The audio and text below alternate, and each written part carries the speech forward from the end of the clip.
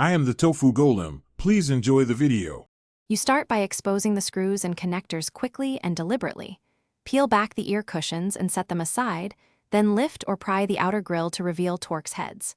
Once visible, remove screws with a T5 driver and keep them organized. Label left/right parts as you go.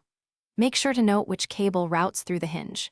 You do this to avoid mismatched reassembly and to give access to the battery and main board beneath the ear cup shell. Once done exposing the cup internals, disconnect the battery plug immediately to prevent shorting and accidental power.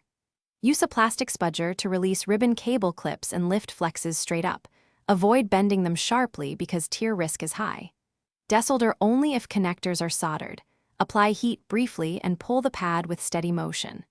Unscrew speaker module and any shielding, then lift the drivers out, noting foam placement and damping materials for noise performance when reassembled. You finish by removing the remaining PCB modules and hinge assemblies, keeping screws and washers grouped. When reassembling, make sure all ribbon cables seat fully and that the battery connector clicks into place.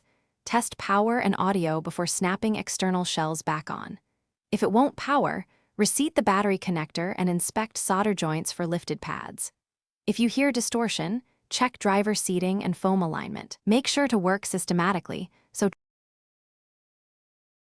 Thanks for watching. Consider subscribing if we helped you today.